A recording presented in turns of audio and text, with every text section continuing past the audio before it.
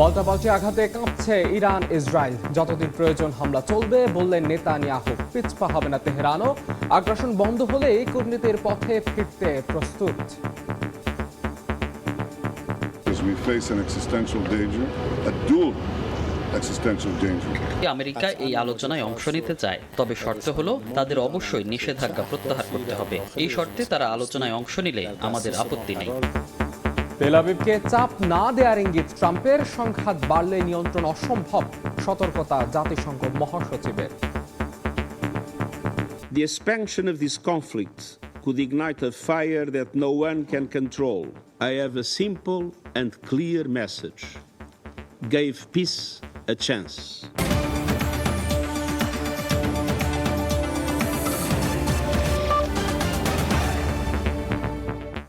আন্তর্জাতিক সময়ের সঙ্গে আছে আমি মাহাদ ইসলাম ধ্রুব। পাল্টাপাল্টি হামলায় কাঁপছে ইরান ও ইসরায়েল। ইরানের ক্ষেপণাস্ত্র উৎক্ষেপণ কেন্দ্র লক্ষ্য করে 15টি যুদ্ধ বিমান দিয়ে হামলা চালানোর দাবি করেছে ইসরায়েল। পাল্টা জবাবে হাইফায় ইরানি হামলায় আহত হয়েছেন অন্তত 31। সংঘাতের মধ্যে ইরানের সেম্মান শহরে 5.1 মাত্রার ভূমিকম্প অনুভূত হয়। শহরটির কাছে একটি মহাকাশ ও ক্ষেপণাস্ত্র কেন্দ্রের অবস্থান হয় তা উদ্বেগ সৃষ্টি করেছে।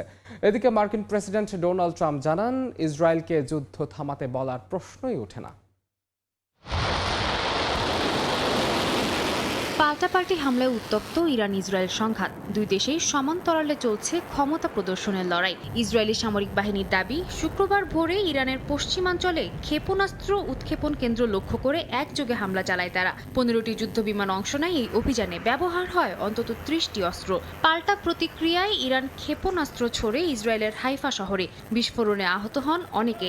একই দিন ইরানের রাষ্ট্রীয় টেলিভিশনে ইসরায়েলের উদ্দেশ্যে দেশটির রেভলিউশনারি গার্ড কর্পসের একটি ক্ষেপণাস্ত্র উৎক্ষেপণের ভিডিও প্রকাশ করা হয়। তেল আবিবের কাছে অবস্থিত ওয়েজম্যান ইনস্টিটিউট সহ একাধিক স্থাপনায় বিস্ফোরণ ঘটায় ইরানি ক্ষেপণাস্ত্র।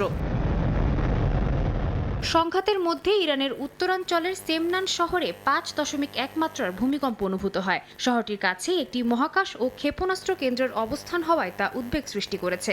ভূতাত্ত্বিক ও রাজনৈতিক দুদিক থেকেই অঞ্চলটি গুরুত্বপূর্ণ বলে দাবি গণমাধ্যমের।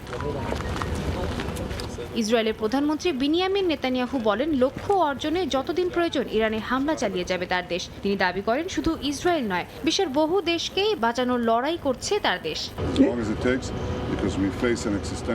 20,000 ক্ষেপণাস্ত্র এবং একটি উন্মাদ শাসক গোষ্ঠীর পারমাণবিক বোমার হুমকি, এটা ইসরায়েলের অস্তিত্বের সংকট। যতদিন লাগবে ততদিন লড়ব। একই সঙ্গে ইসরায়েলের পররাষ্ট্রমন্ত্রী গিডিয়ন সার হাইফায় সংবাদ সম্মেলনে বলেন, তারা ইরানকে বিশ্বাস করেন না। তার দাবি, ইরান কখনো আন্তরিকভাবে আলোচনা করে না। ডোনাল্ড ট্রাম্প বলেছেন, যুদ্ধে ইসরায়েল এগিয়ে থাকায় তাদের উপর হামলা বন্ধে চাপ প্রয়োগ করা অনুচিত। তিনি বলেন, ইসরায়েল ভালো করছে, যুদ্ধে এগিয়ে আছে, তবে ইরান ততটা ভালো করছে না বলে মন্তব্য করেন তিনি। ইউরোপীয় কূটনীতিকদের পক্ষ থেকে যুদ্ধবিরতির আহ্বান এলেও ট্রাম্প জানান, আপাতত যুক্তরাষ্ট্র এমন কোনো চাপ দেবে না। একই সঙ্গে প্রেসিডেন্ট ট্রাম্প তার গোয়েন্দা সংস্থার মূল্যায়ন প্রত্যাখ্যান করেন। গোয়েন্দা প্রধান তুলসি গ্যাবার্ডের বরাতে বলা হয়, ইরান পারমাণবিক অস্ত্র তৈরি করছে এমন কোনো প্রমাণ মেলেনি, কিন্তু ট্রাম্প এই মূল্যায়নকে নাকচ করে দেন। এদিকে যুক্তরাষ্ট্র যুদ্ধে জড়াবে কিনা সে বিষয়ে সিদ্ধান্ত নেওয়ার আগেই ইরানকে 2 সপ্তাহের সময় দিয়েছেন মার্কিন প্রেসিডেন্ট ডোনাল্ড ট্রাম্প। এদিকে আন্তর্জাতিক পরমাণু সংস্থা IAEA জানায়, ইরানের নাতানজ পারমাণবিক কেন্দ্রে তেজস্ক্রিয় ও রাসায়নিক দূষণের ঝুঁকি তৈরি হয়েছে। সংস্থার মহাপরিচালক রাফায়েল গ্রোসি জানান, কেন্দ্রের ভেতরে ইউরেনিয়াম আইসোটোপ ছড়িয়ে পড়েছে, যা শ্বাস প্রশ্বাসের মাধ্যমে মারাত্মক স্বাস্থ্য ঝুঁকি তৈরি করতে পারে। সাদিয়া তাসনিম, সময় সংবাদ। ইসরায়েল ইরান সংঘাতের সবশেষ পরিস্থিতি নিয়ে আলোচনা স্টুডিওতে আছেন সহকর্মী নাদিম মারজান। আন্তর্জাতিক সময় আপনাকে স্বাগত নাদিম। শুরুতেই জানতে চাচ্ছি, ইরান ইসরায়েল যে যুদ্ধ, সেটা কিন্তু কোনোভাবে থামার ইঙ্গিত দিচ্ছেন, এবং এই সময় কিন্তু আমরা দেখেছি যে মার্কিন প্রেসিডেন্ট ডোনাল্ড ট্রাম্প একটি এই বিষয়ে বক্তব্য দিয়েছেন। তো সবশেষ প্রেক্ষাপটটি কি তৈরি হয়েছে ইরান ইসরায়েল যুদ্ধ সম্পর্কে? ধ্রুব, যেমনটা আমরা শুনেছি যে ক্ষেপণাস্ত্র উৎক্ষেপণ কেন্দ্রে হামলা চালিয়েছে ইসরায়েল। তো আমাদের ফিরে যেতে হবে একটু অতীতে। সেক্ষেত্রে দেখা যায়, এই ইসরায়েল হঠাৎ করেই কেন ইরানে হামলা চালালো? এই হামলাটা কিন্তু হঠাৎ করে নয়। এই হামলার পরিকল্পনা তারা 1 বছর আগে থেকে করে এসেছিল। এছাড়া 7 বছর আগে 2018 সালে তারা একটি গোপন নথি চুরি করেছিল মোসাদের মাধ্যমে। সেই গোপন নথির জেরেই ইসরায়েল এই হামলার পরিকল্পনা করেছে।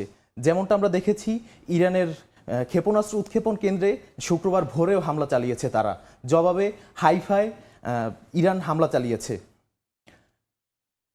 এবং এ নিয়ে এই আমাদের হামলার মধ্যে কিন্তু আমরা যেটা দেখলাম মার্কিন প্রেসিডেন্ট ডোনাল্ড ট্রাম্প যেটা বলছেন যে তিনি ইসরায়েলকে বন্ধ করার কোনো প্রশ্ন ওঠে না, এরকম একটা কথা বলেছেন। তিনি বলেছেন যে ইসরায়েলের হামলা বন্ধ করার কোনো প্রশ্নই ওঠে না এবং ইরান হামলায় পিছিয়ে আছে। তো এ নিয়ে আমাদের বিস্তারিত কিছু তথ্য আছে, আমরা যাব সেখানে।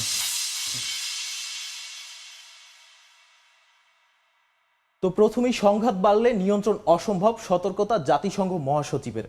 জাতিসংঘের নিরাপত্তা পরিষদের বৈঠকে, যেটা ইরানের দীর্ঘদিনের কাঙ্ক্ষিত একটি বৈঠক, এই বৈঠকে জাতিসংঘের মহাসচিব আন্তোনিও গুতেরেস এই দাবি করেছেন।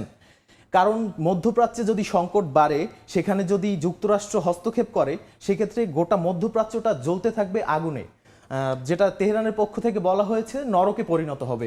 জাতিসংঘ মহাসচিবের বক্তব্যের প্রেক্ষাপটে কি ইসরায়েল কিংবা ইরানের পক্ষ থেকে কোনো বক্তব্য এসেছে কিনা? জাতিসংঘ মহাসচিবের বক্তব্যের পক্ষ থেকে ইসরায়েল কিংবা ইরানের পক্ষ থেকে কোনো বক্তব্য না আসলেও আমরা জানি জেনেভায় যে বৈঠকটা হয়েছে ফ্রান্স এবং ইউরোপীয় ইউনিয়নের সঙ্গে, সেখানে ছিলেন ইরানের পররাষ্ট্রমন্ত্রী আব্বাস আরাকচি। তিনি বলেছেন যদি ইসরায়েলের বিচার করা হয়, ইসরায়েল যে আগ্রাসী যুদ্ধ চালাচ্ছে ইরানের ওপর, এর বিচার করা হলে তারা কূটনৈতিক আলোচনায় আগাবে যুক্তরাষ্ট্রের সঙ্গে। এছাড়া দ্বিতীয়ত আমরা দেখতে পাচ্ছি বিপজ্জনক মুহূর্তে বিশ্ব, এটা বলেছেন ব্রিটিশ পররাষ্ট্রমন্ত্রী ডেভিড ল্যামি। তার কারণটা হচ্ছে তিনি মধ্যপ্রাচ্যের যে সংকটটা, এই সংকটটাকে খুব বড়ভাবে এবং দূরদর্শীভাবে দেখেছেন। সেক্ষেত্রে আমরা বলতে পারি যেহেতু ইসরায়েলের পক্ষেই ইউরোপীয় ইউনিয়ন থেকে শুরু করে পশ্চিমা বিশ্ব সবাই, কিন্তু অনেকে তো আবার যুদ্ধ অস্ত্রবিরতির জন্য কিন্তু আহ্বান জানাচ্ছে। হ্যাঁ, আহ্বান জানিয়েছে। সেক্ষেত্রে দেখা যায় ইরানের যারা মিত্র রয়েছে, চীন, রাশিয়া, তারপরে হচ্ছে উত্তর কোরিয়া, এরা বাদে পশ্চিমা কয়েকটা দেশ নিন্দা জানিয়েছে। আমরা পরের পার্টে যেটা দেখতে পাচ্ছি, চীন, রাশিয়া, ইরাক সহ বিশ্বের বিভিন্ন দেশের নিন্দা। শুধু নিন্দাই নয়, বিশ্বের বিভিন্ন দেশে ইরানে হামলার প্রতিবাদে বিক্ষোভ করা হচ্ছে। যেমনটা আমরা দেখেছি ইরাকে বিক্ষোভ হয়েছে, তেহরানেও বিক্ষোভ হয়েছে। আর তেহরানের যে বিক্ষোভটা হয়েছে, এজন্য ইরানের সর্বোচ্চ যে ধর্মীয় নেতা আয়াতুল্লাহ আলী খামেনি বলেছেন এটা তার জাতির সাহসিকতা। আচ্ছা, এই বিষয়ে কোনো প্রতিবেদন আমাদের কাছে রয়েছে কিনা? এ বিষয়ে আমাদের একটি প্রতিবেদন আছে, চলুন আমরা দেখে নেই। ইরানের ওপর জোরপূর্বক যুদ্ধ চাপিয়ে দেওয়া হয়েছে বলে মন্তব্য করেছেন ইরানের পররাষ্ট্রমন্ত্রী আব্বাস আরাকচি। বলেন আগ্রাসন বন্ধ করলেই কূটনীতিতে ফিরতে প্রস্তুত তেহরান। জেনেভায় যুক্তরাজ্য, ফ্রান্স, জার্মানি ও ইউরোপীয় ইউনিয়নের পররাষ্ট্রমন্ত্রীদের সঙ্গে বৈঠকে একথা বলেন তিনি। এদিকে ইসরায়েল ইস্যুতে জাতিসংঘ নিরাপত্তা পরিষদের বৈঠকে ইরানে হামলা বন্ধ করবে না বলে জানিয়েছে ইসরায়েল। তবে ইরানও সাফ জানিয়েছে আত্মরক্ষায় পিছপা হবে না তারা। ইসরায়েলি হামলার নিন্দা জানিয়ে দ্রুত অস্ত্রবিরতির আহ্বান জানিয়েছে চীন, রাশিয়া, ইরাক সহ বিশ্বের বিভিন্ন দেশ। ইরান ইসরায়েল ইস্যুতে জরুরি বৈঠক জাতিসংঘের নিরাপত্তা পরিষদে। বৈঠকে দুই দেশের প্রতি সতর্কবার্তা দেন মহাসচিব আন্তোনিও গুতেরেস। বলেন সংঘাতের বিস্তার হলে যে আগুন জ্বলবে তা কেউ নিয়ন্ত্রণ করতে পারবে না। পারমাণবিক স্থাপনায় হামলা, বেসামরিক নাগরিক হত্যা ও অবকাঠামো ধ্বংস পরিস্থিতিকে পৌঁছে দিয়েছে ভয়াবহ পর্যায়ে। তাই শান্তির আহ্বান জানিয়ে সংঘাত বন্ধের তাগিদ দেন তিনি। The confrontation between Israel and Iran Israel ও ইরানের মধ্যে সংঘাত দ্রুতই ভয়াবহ মাত্রায় পৌঁছাচ্ছে। নিহত ও আহত হচ্ছে বেসামরিক মানুষ, ধ্বংস হচ্ছে ঘরবাড়ি, পাড়া মহল্লা ও নাগরিক অবকাঠামো। হামলা চালানো হচ্ছে পারমাণবিক স্থাপনাতেও। গোটা বিশ্ব উদ্বেগ নিয়ে তা পর্যবেক্ষণ করছে। আমরা এক সম্ভাব্য বিশৃঙ্খলার মুখোমুখি হচ্ছি। এই সংঘাত বিস্তৃত হলে এমন আগুন জ্বলে উঠতে পারে যেটা কেউই নিয়ন্ত্রণ করতে পারবে না। We are on course. বৈঠকে ইসরায়েলের স্থায়ী প্রতিনিধি ড্যানি ড্যানন জানান ইরানের পরমাণু হুমকি প্রতিহত না করা পর্যন্ত এ হামলা চলবে। জাতিসংঘে নিযুক্ত ইরানের রাষ্ট্রদূত আমির সাইদ ইরাওয়ানি বলেন নিজেদের প্রতিরক্ষায় পিছপা হবে না ইরানও। চীনের প্রতিনিধি ফু কং বলেন ইরানের পারমাণবিক স্থাপনায় ইসরায়েলের হামলা বিপজ্জনক নজির স্থাপন করেছে। ইসরায়েলের উচিত যত দ্রুত সম্ভব অস্ত্রবিরতি ঘোষণা করা। রাশিয়ার দূত ভাসিলি নেবেনজিয়া বলেন, তেল আবিব কূটনৈতিক প্রচেষ্টার প্রতি স্পষ্ট অবজ্ঞা দেখিয়েছে। তিনি বলেন, ইসরায়েল এমন এক সময় হামলা চালিয়েছে যখন যুক্তরাষ্ট্র ও ইরানের মধ্যে পরোক্ষ আলোচনা চলছিল। জাতিসংঘে নিযুক্ত ইরাকের প্রতিনিধির অভিযোগ, নিরাপত্তা পরিষদের বৈঠকের আগে ইসরায়েলের 50টি যুদ্ধবিমান তাদের আকাশসীমা লঙ্ঘন করেছে। এই বিমানগুলো বসরা, নাজাফ ও কারবালার পবিত্র স্থান অতিক্রম করে, যা আন্তর্জাতিক আইনের লঙ্ঘন। এদিকে জেনেভায় ইরানের সঙ্গে সরাসরি বৈঠকে বসে যুক্তরাজ্য, ফ্রান্স, জার্মানি ও ইউরোপীয় ইউনিয়ন। বৈঠকে ইরানের পররাষ্ট্রমন্ত্রী আব্বাস আরাকচি বলেন, ইরানের জনগণের ওপর অন্যায় যুদ্ধ চাপিয়ে দেওয়া হয়েছে। তিনি বলেন, আগ্রাসন বন্ধ হলে কূটনীতির পথে ফিরতে প্রস্তুত ইরান। ইরানের ওপর যে কোনো অবকাঠামোগত হামলা হলে তার প্রতিক্রিয়া হবে মারাত্মক। আর ইসরায়েল ভালোভাবেই জানে তাদের কোন কোন লক্ষ্যে আমরা কতটা নির্ভুলভাবে আক্রমণ চালাতে পারি। এদিকে জেনেভায় এনবিসিকে দেয়া সাক্ষাৎকারে ইরানের পররাষ্ট্রমন্ত্রী ক্ষোভ প্রকাশ করে বলেন, যুক্তরাষ্ট্র কূটনীতির প্রতি বিশ্বাসঘাতকতা করেছে। মার্কিন প্রশাসন ইরানে আক্রমণ করতে চায় বলে শঙ্কা জানান তিনি। পরিস্থিতি শান্ত করতে কূটনৈতিক চেষ্টার আহ্বান জানিয়েছে ইউরোপীয় নেতারা। ব্রিটিশ পররাষ্ট্রমন্ত্রী ডেভিড ল্যামি বলেন, এটি এক বিপজ্জনক মুহূর্ত যা অঞ্চল জুড়ে ছড়িয়ে পড়ার ঝুঁকি তৈরি করছে। ফরাসি পররাষ্ট্রমন্ত্রী জো নোয়েল ব্যারো জানান, ইরান আলোচনায় আগ্রহ দেখিয়েছে। সাদিয়া তাসনিম, সময় সংবাদ। আমরা দেখছিলাম প্রতিবেদনটি। ধ্রুব, এবার যে বিষয়টিতে আমরা আছি, যে আমরা প্রতিবেদনে যেটি দেখলাম, ইরানে ইসরায়েলের হামলায় জাতীয় স্বার্থেই ইরানে হামলা চালিয়েছে ইসরায়েল। এটা জাতিসংঘের নিরাপত্তা পরিষদের বৈঠকে বলেছে ইসরায়েলি প্রতিনিধি। এর মূলত কারণটা কি? আমরা আবারও ফিরে যাব সেই পরমাণু অস্ত্রের কথায়। যেহেতু ইরানের ওপরে হামলা চালানোর একমাত্র লক্ষ্যই পারমাণবিক সমৃদ্ধিকরণ যাতে তারা না করতে পারে।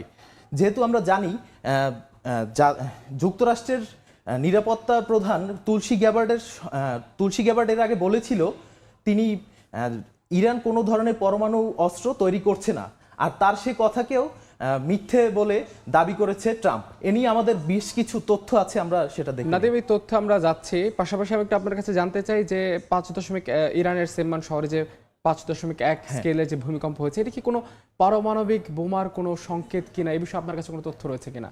ধ্রুব, এটা নিয়ে আসলে সরাসরি কিছু বলা যায় না, তবে বিভিন্ন মহলের দাবি এটা পারমাণবিক কোনো পরীক্ষা হতে পারে, যেহেতু এর আশেপাশে রয়েছে একটি মহাকাশ গবেষণা কেন্দ্র এবং নাতানজ পারমাণবিক কেন্দ্র ইরানের। আপনার কাছে কি তথ্য রয়েছে? আমরা একটু তথ্যগুলো দেখতে চাচ্ছি।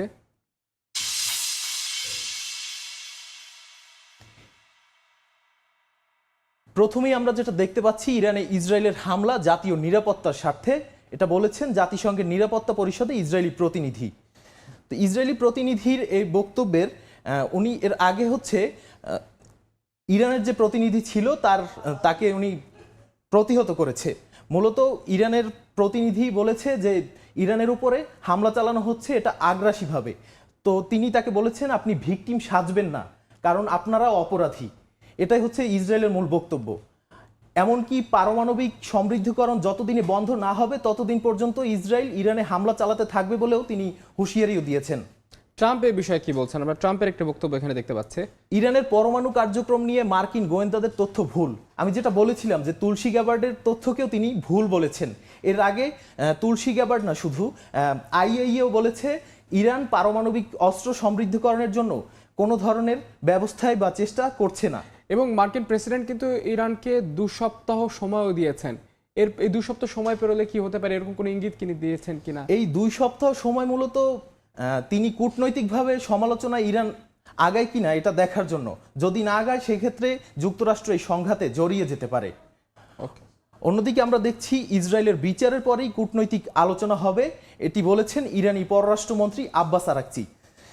সুইজারল্যান্ডের জেনেভায় তিনি ফ্রান্স এবং ইউরোপীয় ইউনিয়নের সঙ্গে বৈঠকে তিনি বলেছেন, ইসরায়েল ইরানের উপরে যে হামলা চালাচ্ছে এর বিচার যদি করা হয়, সে বিচারের পরেই মূলত যুক্তরাষ্ট্রের সঙ্গে পারমাণবিক আলোচনায় আগাতে পারে ইরান। নাদিম, আপনাকে অসংখ্য ধন্যবাদ আমাদের সঙ্গে স্টুডিওতে যোগ দেওয়ার জন্য। পরবর্তীতে আমাদের কোনো তথ্য প্রয়োজন হলে আমরা অবশ্যই আপনার সাথে আবার সংযুক্ত হব। ধন্যবাদ আপনাকে। সংঘাতের পথে হাঁটবেন না, বরাবরই এমন প্রতিশ্রুতি দিলেও কথা রাখেননি মার্কিন প্রেসিডেন্ট ডোনাল্ড ট্রাম্প। সবশেষ ইরান ইসরায়েল যুদ্ধ পরিস্থিতিতেও আগুনে ঘি ঢালার অভিযোগ উঠেছে তার বিরুদ্ধে। যদিও হামলার বিষয়ে সিদ্ধান্ত নিতে সময় নিয়েছেন সপ্তাহ 2।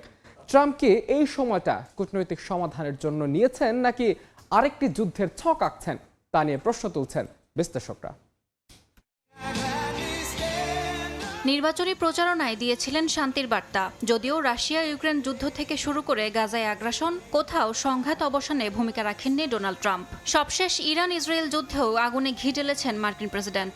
বিশ্লেষকরা বলছেন, ট্রাম্প যা বলেন তা করেন না। এছাড়া ইরান ও ইসরায়েলের মধ্যে সংঘাত শুরুর পর তিনি তেহরান সম্পর্কে যেসব বক্তব্য দিয়েছেন তাও পরস্পর বিরোধী।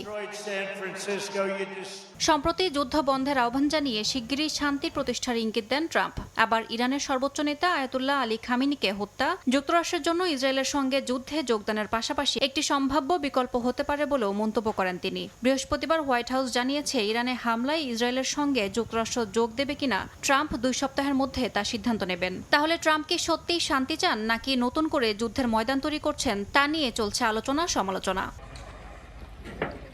এর আগে রাশিয়া ইউক্রেন যুদ্ধের শুরুতেও ট্রাম্প শান্তির বার্তা দেন, সময় নেন, মস্কোর সঙ্গে সমঝোতার কথাও বলেন। কিন্তু পরে জানা যায় সেই সময়ে গোপনে ইউক্রেনে 20টি CIA এর ঘাঁটি তৈরি করেছে। এবারও কি সেই চেনা পদ্ধতি অনুসরণ করছেন ট্রাম্প? ইয়াসমিন অনন্যা, সময় সংবাদ। আন্তর্জাতিক সময় আরো থাকছে।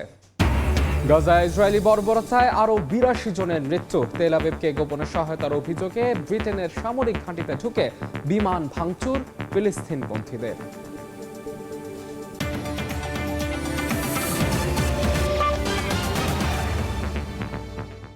ইসরায়েলের বিরুদ্ধে দফায় দফায় ক্ষেপণাস্ত্র হামলা চালালেও এখনো সবচেয়ে বিধ্বংসী অস্ত্র মজুদ রেখেছে ইরান। সামরিক বিশ্লেষকদের দাবি, নতুন প্রজন্মের দূরপাল্লার ক্ষেপণাস্ত্র এখনো ব্যবহার করেনি তেহরান। সম্প্রতি ইসরায়েলের হামলায় নিহত হন ইরানের শীর্ষ সামরিক কর্মকর্তা ও পারমাণবিক বিজ্ঞানীরা। জবাবে অপারেশন ট্রু প্রমিস 3-র অংশ হিসেবে দফায় দফায় পাল্টা ক্ষেপণাস্ত্র হামলা চালায় ইসলামী বিপ্লবী গার্ড বাহিনী। লক্ষ্যবস্তু ছিল ইসরায়েলের সামরিক ঘাঁটি ও কৌশলগত অবকাঠামো। তবে এই হামলার মধ্যেও ইরানের মূল শক্তি এখনো রয়ে গেছে অন্তরালে। তেহরান ভিত্তিক তাসনিম নিউজ জানায়, নতুন প্রজন্মের হজ কাসিম ও খোররাম শাহর মতো দূরপাল্লার ক্ষেপণাস্ত্র এখনো ব্যবহার করা হয়নি। সামরিক বিশ্লেষকরা বলছেন, ইরান ইচ্ছাকৃতভাবে তার চূড়ান্ত অস্ত্র গোপন রেখেছে যাতে চাপ প্রয়োগে সক্ষম হয়। ইরানি হামলার কৌশল চূড়ান্তভাবে দুর্বল করে দিয়েছে ইসরায়েলের প্রতিরক্ষা ব্যবস্থা। দিনে ও রাতে আক্রমণ, একসঙ্গে অনেকগুলো ক্ষেপণাস্ত্র ছোড়া, বিভিন্ন ধরনের অস্ত্রের সংমিশ্রণ সব মিলিয়ে ইসরায়েলের নিরাপত্তা কাঠামোকে করেছে অকার্যকর। হামলার মাত্রায় অনেকটা হতভম্ব হয়ে পড়েছে নেতানিয়াহু বাহিনী।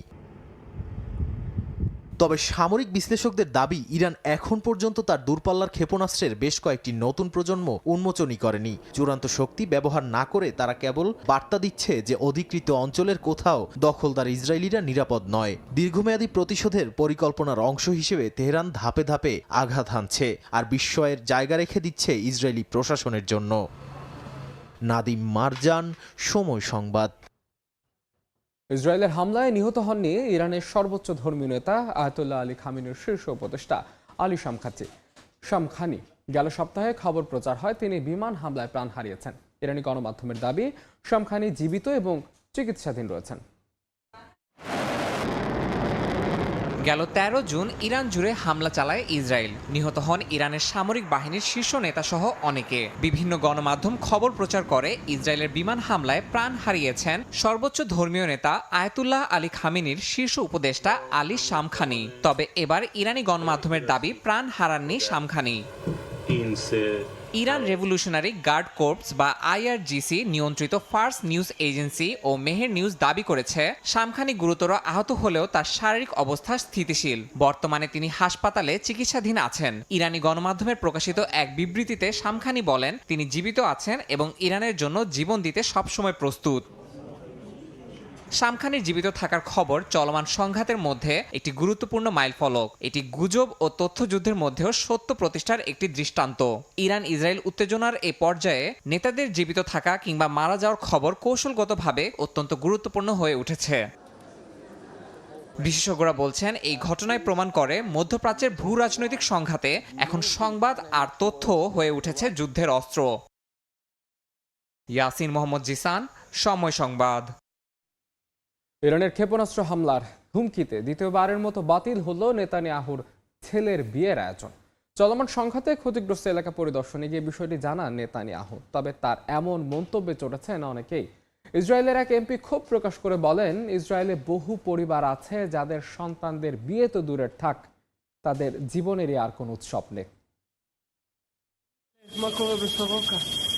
ইসরায়েলের দক্ষিণাঞ্চলে ইরানি ক্ষেপণাস্ত্রের আঘাতে ক্ষতিগ্রস্ত হয় সোরোকা হাসপাতাল, কয়েকজন আহত হন। ক্ষয়ক্ষতি পরিদর্শনে গিয়ে সাংবাদিকদের মুখোমুখি হন ইসরায়েলি প্রধানমন্ত্রী বিনিয়ামিন নেতানিয়াহু। চলমান এই যুদ্ধে ব্যক্তিগত খেসারত নিয়েও কথা বলেন তিনি। নেতানিয়াহু জানান, তার ছেলে আবনার নেতানিয়াহুর বিয়ের আয়োজন পাল্টাপাল্টি হামলার কারণে দ্বিতীয়বারের মতো স্থগিত করা হয়েছে। এর আগে 2024 সালে প্রথমবার নিরাপত্তাজনিত কারণে বিয়ে পিছিয়ে দেয়া হয়। এরপর চলতি বছর 16 জুন নতুন তারিখ নির্ধারণ করা হলেও তা আর বাস্তবায়ন হয়নি। 13 জুন ইসরায়েলের হামলার জবাবে পাল্টা আঘাত হানে ইরান। এরপর থেকেই ক্ষেপণাস্ত্র হুমকি বেড়ে যাওয়ায় ব্যক্তিগত আয়োজনে অনিশ্চয়তা তৈরি হয় নেতানিয়াহুর। তিনি জানান, এই যুদ্ধে প্রতিটি পরিবারই খেসারত দিচ্ছে, কিন্তু এই বক্তব্যে উল্টো চাপে পড়েছেন তিনি নিজেই। ইসরায়েলি এমপি গিলাদ কারিফ সামাজিক যোগাযোগ মাধ্যমে ক্ষোভ প্রকাশ করে বলেন, দেশটির বহু পরিবার আছে যাদের সন্তানের বিয়ে দূরে থাক, তাদের জীবনে আর কোনো উৎসবই থাকবে না। মৌসুমী সাথী। দ্বন্দ্বের মধ্যে এবার পাকিস্তানের পরমাণু কর্মসূচির উপর নজর পড়ল ইসরায়েলে। সামাজিক মাধ্যম এক্সে ইসরায়েলের সাবেক উপপ্রতিরক্ষা মন্ত্রী মিয়ার মাসরি ইসলামাবাদের পারমাণবিক কর্মসূচি ধ্বংসের হুমকি দিয়েছেন। জবাবে পাকিস্তান জানিয়েছে, এ ধরনের উস্কানিমূলক বার্তা তাদের জাতীয় ঐক্যকে আরও শক্তিশালী করে তুলছে। পারমাণবিক কর্মসূচি বন্ধের জেরে পাল্টাপাল্টি সংঘাতে উত্তাল ইরান ইসরায়েল। প্রথমে ইরানের নেতৃত্ব পরিবর্তনের কথা জানালেও সম্প্রতি ইসরায়েলি প্রধানমন্ত্রী বিনিয়ামিন নেতানিয়াহু পারমাণবিক কর্মসূচি আসল লক্ষ্য বলে উল্লেখ করেন।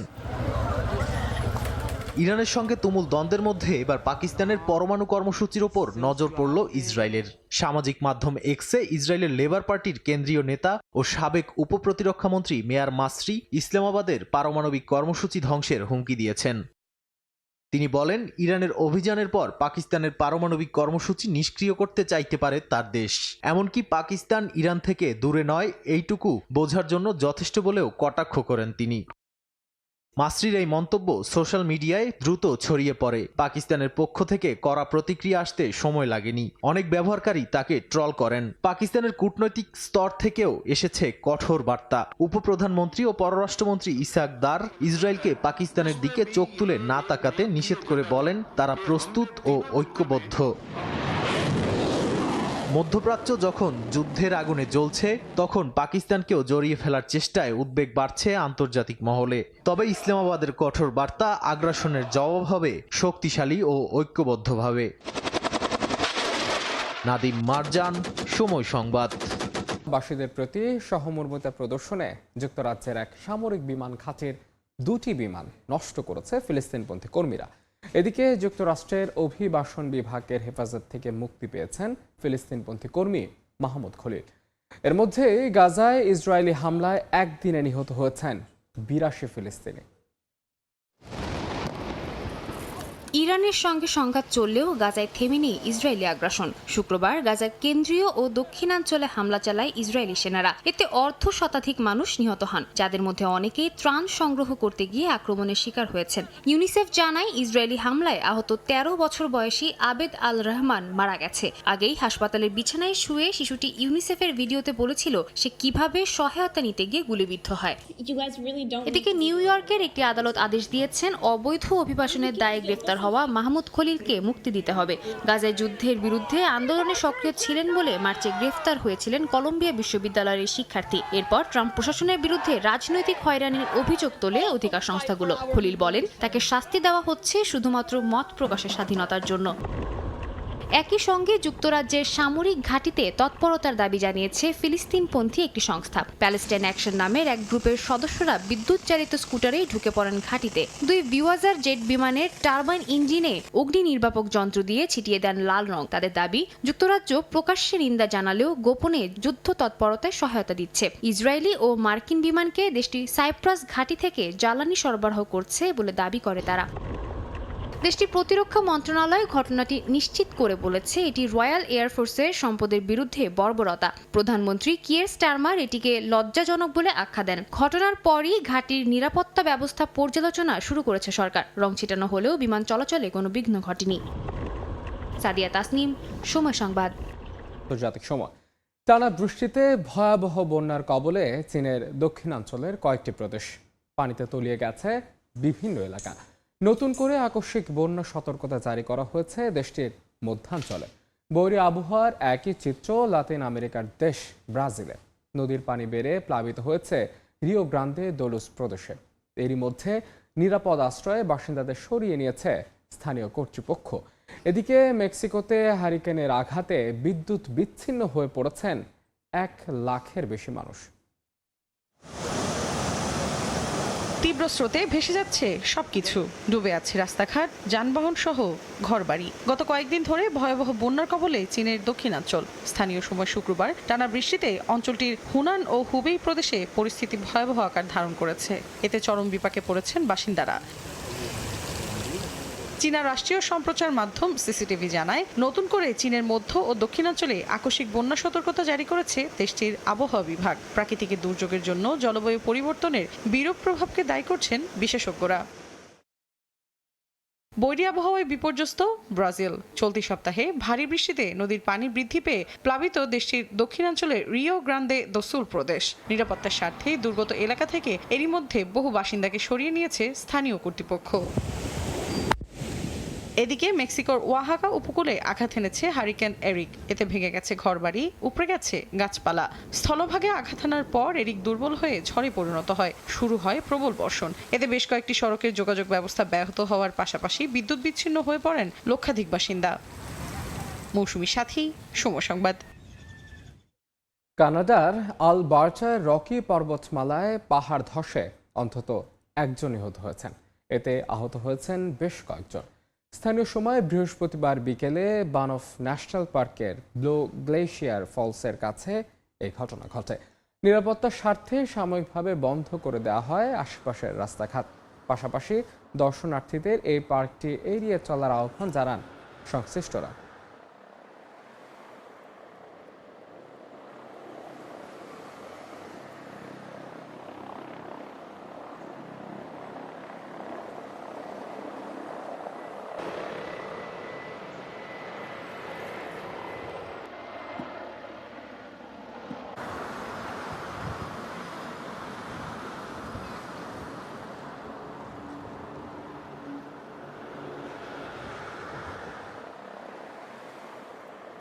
ইউক্রেনের পুরোটাই রাশিয়ার বলে দাবি করেছেন রুশ প্রেসিডেন্ট ভ্লাদিমির পুতিন। বলেন, ইউক্রেন যদি যুদ্ধক্ষেত্রের বাস্তবতা মেনে নেয় তবেই শান্তি সম্ভব। এ সময় ইউক্রেনকে বোমা হামলা চালানো থেকে বিরত থাকার হুঁশিয়ারি দেন তিনি। এছাড়াও বিশ্বে বিভিন্ন দেশে চলমান সংঘাত নিয়ে শঙ্কা প্রকাশ করে তিনি বলেন, তৃতীয় বিশ্বযুদ্ধের আশঙ্কা দেখা দিয়েছে। আর এসবের মধ্যেই আবারও বন্দি বিনিময় হয়েছে ইউক্রেন ও রাশিয়ার মধ্যে। দুই দেশের কর্মকর্তারা জানান, এটি চলমান চুক্তির অংশ। এর আওতায় শুধু জীবিত যুদ্ধবন্দীই নয়, মৃত সেনা সদস্যদের মরদেহ ফিরিয়ে দেওয়া হচ্ছে। ইউক্রেনের প্রেসিডেন্ট ভলোদিমির জেলেনস্কি জানান, অনেক বন্দী 2 বছরেরও বেশি সময় ধরে আটক ছিলেন। সেন্ট পিটার্সবার্গের আন্তর্জাতিক অর্থনৈতিক ফোরামে রুশ প্রেসিডেন্ট ভ্লাদিমির পুতিন বলেন, রুশ সেনার পা যেখানে পড়ে সেটাই রাশিয়ার। তার মতে রুশ ও ইউক্রেনীয়রা একই জাতি এবং এই অর্থে পুরো ইউক্রেন রাশিয়ার।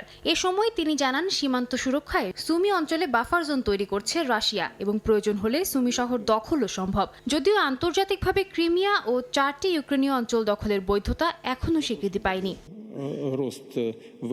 পুতিন আরও বলেন, রাশিয়া ইউক্রেনের আত্মসমর্পণ চায় না, বরং যুদ্ধক্ষেত্রে যে বাস্তবতা সৃষ্টি হয়েছে কিয়েভ তা মেনে নিক। তিনি মনে করেন, ইউক্রেন 1991 সালে স্বাধীনতা ঘোষণার সময় নিরপেক্ষ রাষ্ট্র হিসেবে পরিচিত ছিল, আর এখন সেই অবস্থান থেকে সরে গিয়ে পশ্চিমা শক্তির সহায়তায় চলছে সংঘাত। এছাড়াও ইরান ও ইসরায়েল সংঘাত, পারমাণবিক স্থাপনা ঘিরে উত্তেজনা এবং বৈশ্বিক অস্থিরতা নিয়েও উদ্বেগ প্রকাশ করেন পুতিন। তার মতে বিশ্ব এখন এমন এক পর্যায়ে পৌঁছেছে যেখানে যে কোনো মুহূর্তে বড় ধরনের যুদ্ধ শুরু হতে পারে।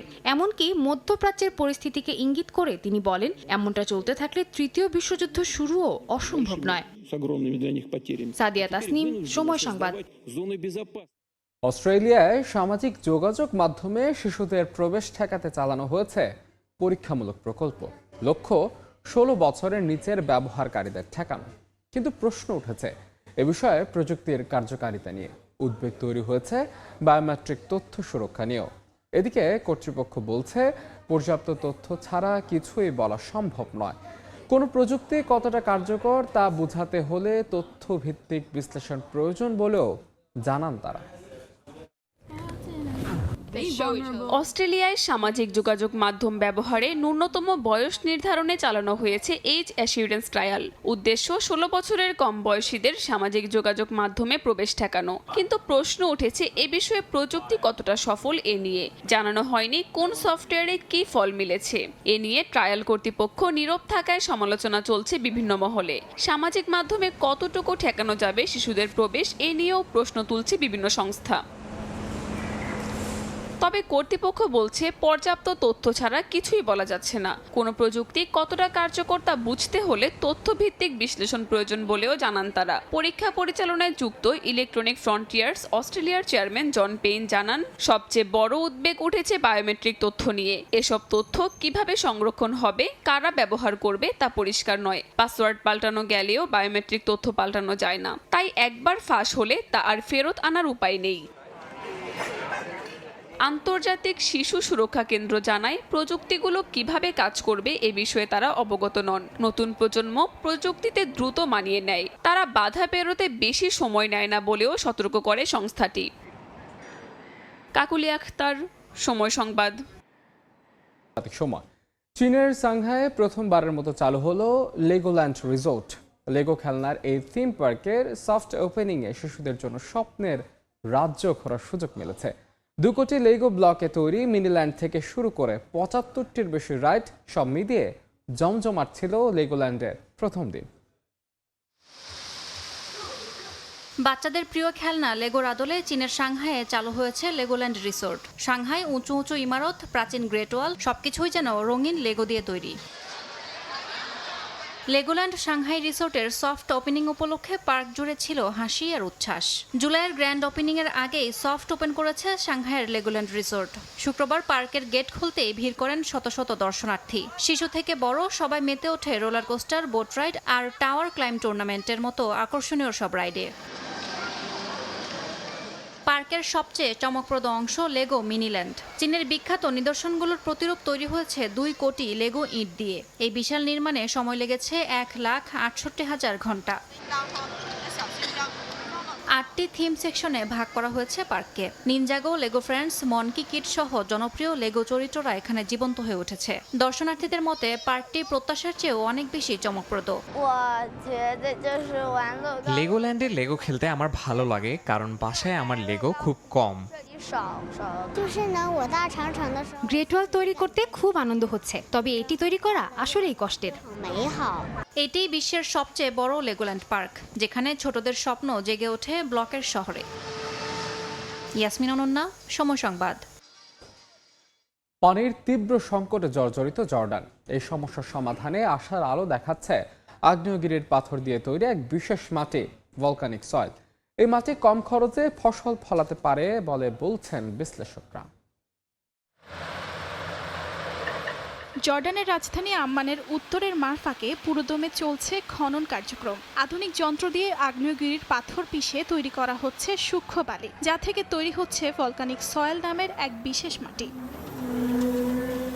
2019 সালে জর্ডানের ওয়াতাদ নামের একটি প্রতিষ্ঠান এই মাটি তৈরির কাজ করে। কোম্পানির প্রধান মোহাম্মদ আল মানাসির জানান, ভলকানিক সয়েল লবণ প্রতিরোধ করতে সক্ষম, পাশাপাশি এই মাটিতে আগাছাও কম হয়। এটি অনেক কম খরচে ফসল ফলাতে পারে। জর্ডানের কৃষিবিদ হাদিল জানান, এই মাটি ব্যবহার করলে 60% কম পানি এবং 80% কম সার লাগে। বর্তমানে প্রতিষ্ঠানটিতে বছরে 10 লাখ টন ভলকানিক সয়েল তৈরি হয় বলে জানা যায়। তবে এর মজুত এবং কারখানায় যে উৎপাদন সক্ষমতা রয়েছে তা দিয়ে আরও বেশি মাটি তৈরি করা সম্ভব বলে মনে করছেন সংশ্লিষ্টরা। ওয়াতাদ কোম্পানির বর্তমান লক্ষ্য বৈশ্বিক বাজারে ভলকানিক সয়েলকে সারের বিকল্প হিসেবে প্রতিষ্ঠা করা। অর্জিতা শেহজিন, সময় সংবাদ। আন্তর্জাতিক সময়ের শীর্ষ সংবাদগুলো জানিয়ে দিচ্ছে আরেকবার।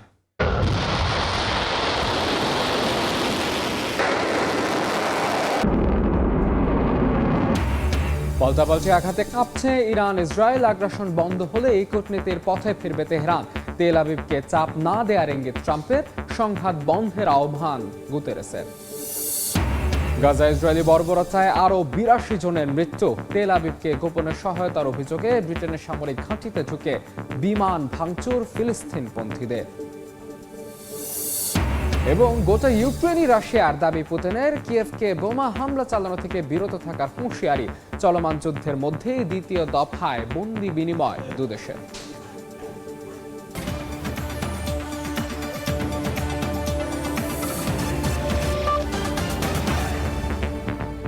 এই ছিল আন্তর্জাতিক সময়। সঙ্গে থাকুন সময়।